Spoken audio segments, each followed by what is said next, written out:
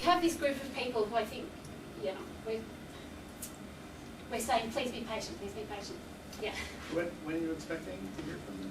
Oh, well, we were expecting last October. I mean, I know this is not news. Whoa, government delays.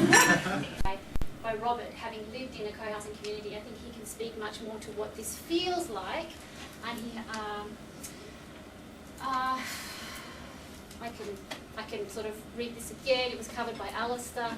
For me, this part, the common spaces, is really that key.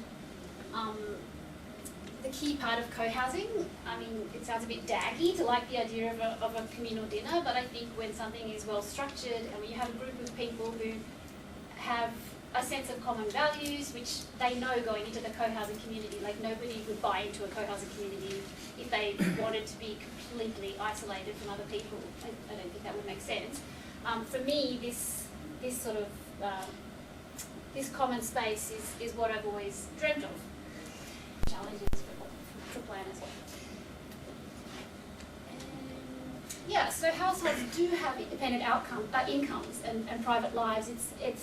It's not a commune. The idea of people being in each other's lives as much as those sort of 70s commune notions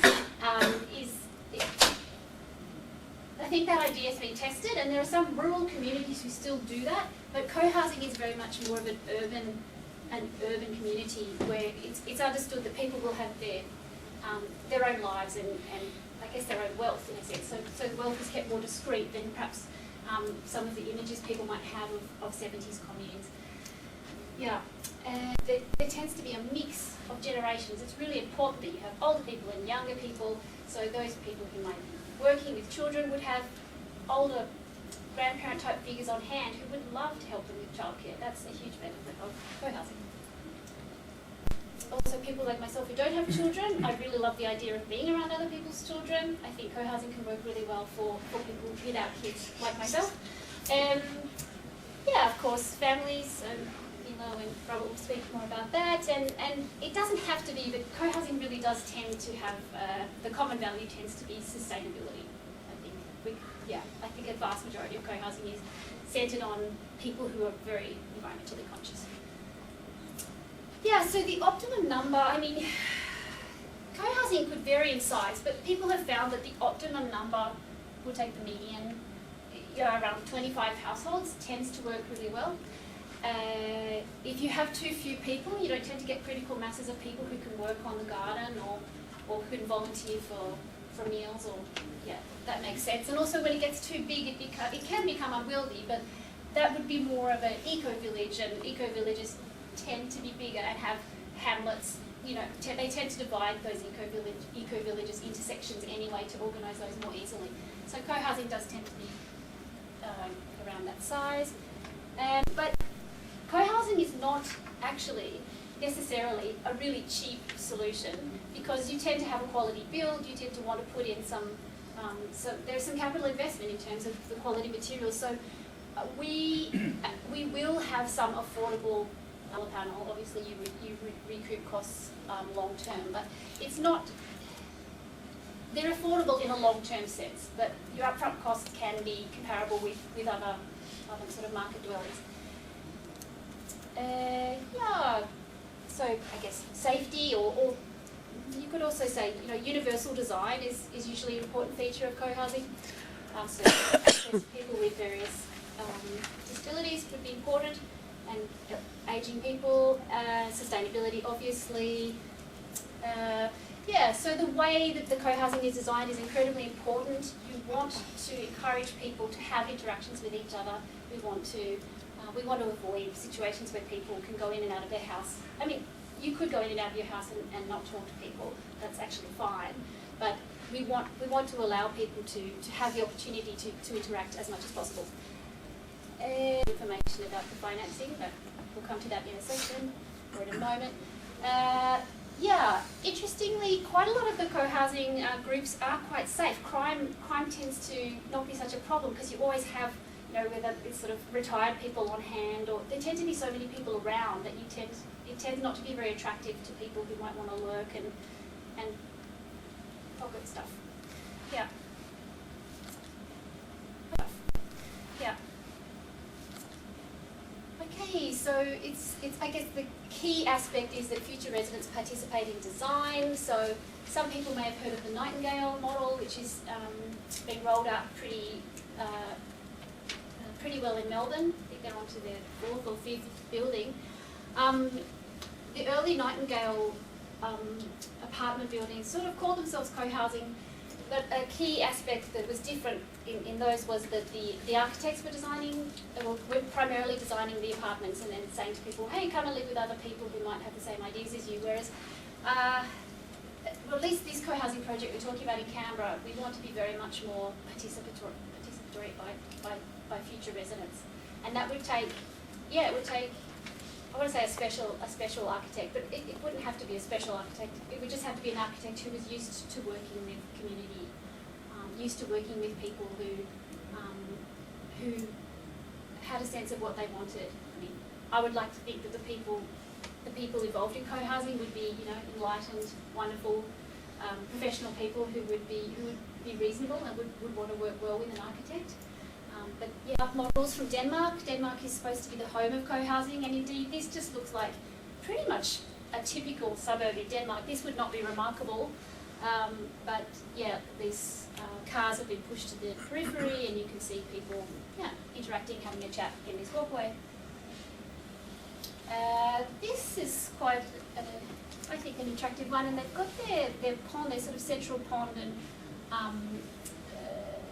that looks like a green, that's a waterway in there, and it looks like everybody's facing onto that. But this deck, I've spoken to someone who has lived here and said that this deck was kind of the life of the community, that people used to gather there and have barbecues there, and that was really central to the soul of that community. And this is just a nice example of how the garden can play a central feature. Canberra seems to be a very garden-centred place. From what apparently the ABC Gardening Show has one of the most sort of active listenerships in Canberra. So I'm a gardener, and I'd like to hope that any co-housing development was, that the garden was a real heart and soul of the place. And yeah, just another example with the garden really being a central kind of focus. So this is Robert's chance to talk about his life in Vermont. Is that yeah, cool? sorry, let me say it again. Fellow at the National Council on Science at the Environment, Washington. Another example with the garden really being a central kind of focus. So this is Robert's chance to talk about his life in Vermont. Is that yeah, cool? sorry, let me say it again. Fellow at the National Council on Science at the Environment, Washington, DC. Yeah. A senior fellow at the Stockholm Resilience Centre, Stockholm, Sweden, and an affiliate fellow at the Gund Institute for Ecological Economics at the University of Vermont. A Ditao Master, Ditao, thank you, of Ecology Economics at the Tao Masters Academy at Shanghai, China, and a co-chair at the Ecosystem Services Partnership. I can go on, but he's an experienced man. Are you happy with that introduction? Thanks, everyone. Actually, my background is quite eclectic. So I have a master's degree in architecture and a PhD in systems ecology, and I took economics as a foreign language as part of that. So, but I'm really excited about the possibility of co-housing here in Canberra. I was just going to tell you a bit about our experiences with living in a co-housing development in Charlotte, Vermont, which is outside of Burlington. I put this slide up just to show how many current co-housing communities there are in the United States, about 263 altogether. How many are in Australia these days? About 10. About 10. Oh, maybe more, maybe 10? 12, yeah. 10 or 12. Yeah. 10. So per capita, yeah. Not many. You can see most of these are in California. There's 54 in California, and the West Coast, Oregon and Washington and Colorado. So I guess some of the more progressive parts of the U.S. This is the co-housing community that we lived in for 6 years. It's a rural one, so it's not an urban community. They had 84 acres altogether in the community. All the houses, there were 17 households clustered around the green. the reason for having this much acreage, one of the main reasons was the zoning laws in Vermont. There's a required 5 acres per household. So they basically said, here's how many acres we can get, and then we could. And I'll pass this paper around where we looked at. So they basically said, here's how many acres we can get, and then we could. And I'll pass this paper around where we looked at. Through surveys and other methods, we asked, what's the relative quality of life in intentional communities like the one we were talking about, and just normal communities, and compared it with Burlington, Vermont. And looked at 4 basic types of assets that contribute to quality of life. So there's the built infrastructure, the houses and everything. There's human capital, individual people, but more importantly, there's social capital. All of the community amenities, the interactions among the individual people, all of the stuff that contributes as a community. And there's natural capital, all the natural environment that goes into that community. So take a look at that paper. I think co-housing communities are trying to get a better balance of those types of assets. How do we get the right amount and the right type of built capital that actually encourages more social capital and social interaction and sense of community that protects. And my son Milo will tell you about his experience growing up there and how we here. So we had this common green where the kids could just run out and play anytime they wanted to. They could go and visit their friends in other houses. We had a common house. We had occasional meals. I think it had all the characteristics that you were talking about.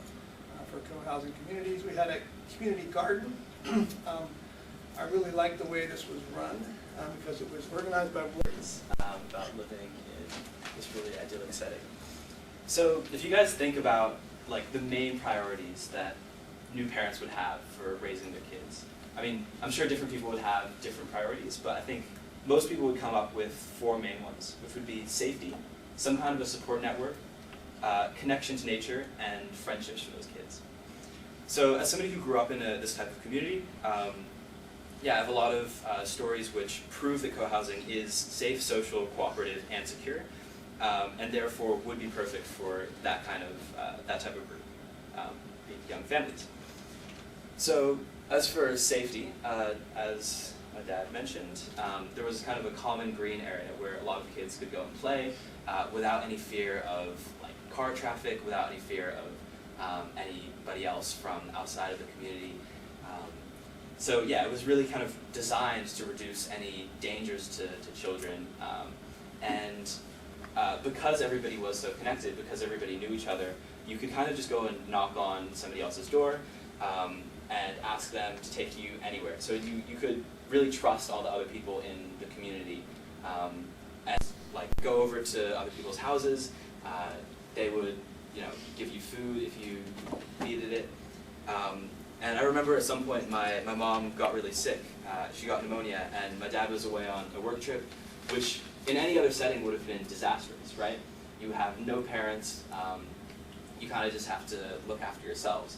But in Ten Stones, we were just able to go over to our neighbor's house, where we were immediately fed and provided with movies and hot chocolate and substitute bedtime stories before bed.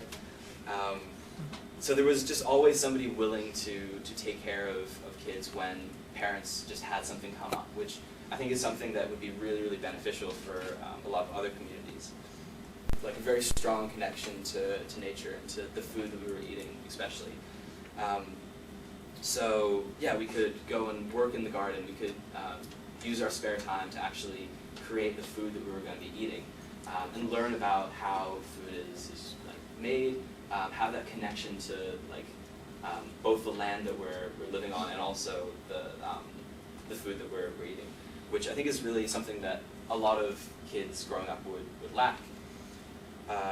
And I think this also kind of gave us a lot of a sense of accomplishment. I mean, in this photo here, I don't really look too happy with myself, but I definitely remember the first time that we planted a seed and saw a crop grow, and then we were able to eat that. And that was something that, as a 5-year-old, co-housing is definitely something that Group of I would say poor sods, but there was a group of people who did tried to do co-housing in Canberra for around 10 years, I think around 10 years ago, and they, well, they can tell you their sad story, but they ended up sort of just finding the challenges of the planning wasn't SET too much, and so they